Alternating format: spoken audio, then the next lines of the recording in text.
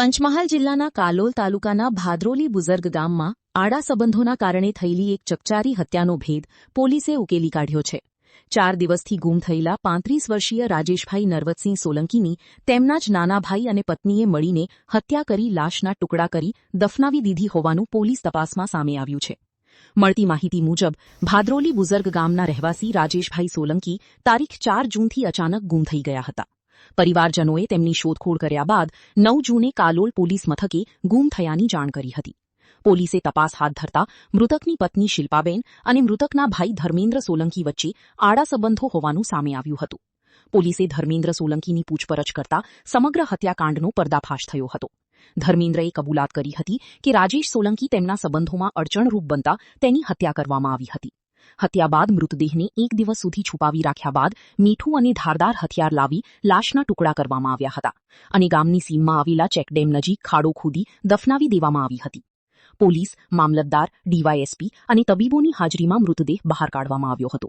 મૃતદેહના હાથપગ સહિતના અંગો અલગ હાલતમાં મળી આવતા ઘટનાની ગંભીરતા વધુ સ્પષ્ટ થઈ હતી। હાલ મૃતદેહને પોસ્ટમોર્ટમ માટે મોકલી આપ્યો હતો।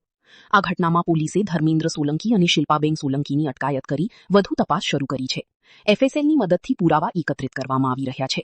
આડા સંબંધોના કારણે સર્જાયેલા આ હત્યાકાંડથી સમગ્ર ભાદરોલી બુઝર્ગ ગામમાં ભારે ચકચાર મચી જવા પામી છે। કાલોલ પોલીસ સ્ટેશનના ભાદરોલી બુઝુર્ગ ગામનો બનાવ છે, જેમાં તારીખ 4/6ના રોજ ભાદરોલી બુઝુર્ગ ગામની પાસે જે તળાવ છે ત્યાં એક મર્ડરનો ગુનો બને છે। મર્ડરનું મુખ્ય કારણ આડા સંબંધ એટલે કે પ્રેમ સંબંધ છે। તેમાં જે મૃતક રાજેશભાઈ સોલંકીની હત્યા છે તેના જ કાકાના દીકરા ધર્મેન્દ્ર સોલંકી દ્વારા રાજેશભાઈની પત્ની શિલ્પાબેનના કહેવાથી કરવામાં આવે છે।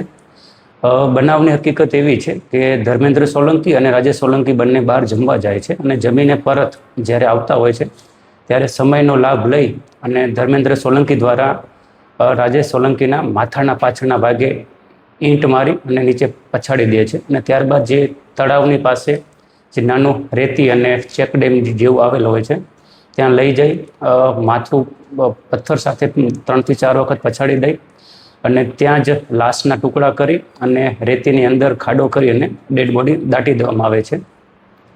ત્યારબાદ મિસિંગ જાણવા જોગના આધારે પોલીસ તપાસ કરે છે। પોલીસ દ્વારા આરોપીની ધરપકડ કરવામાં આવે છે અને આરોપીના કહેવા અનુસાર જ્યાં ડેડ બોડી છે ત્યાં ખોદકામ યોગ્ય સત્તાધીશોની હાજરીમાં કરવામાં આવે છે અને જે મૃતક જનાની ડેડ બોડી છે તેને ફોરેન્સિકથી પેનલથી પીએમ કરવા માટે હોસ્પિટલ ખાતે મોકલી આપવામાં આવેલ છે અને પોલીસ દ્વારા બંને આરોપીઓની તાત્કાલિક ધરપકડ કરી લેવામાં આવેલ છે અને મર્ડર તથા પુરાવાનો નાશ અનુસાર વિવિધ કલમો હેઠળ ગુનો કાલોલ પોલીસ સ્ટેશન ખાતે નોંધવામાં આવેલ છે અને આ ગુનાની તપાસ હાલ ચાલુ છે।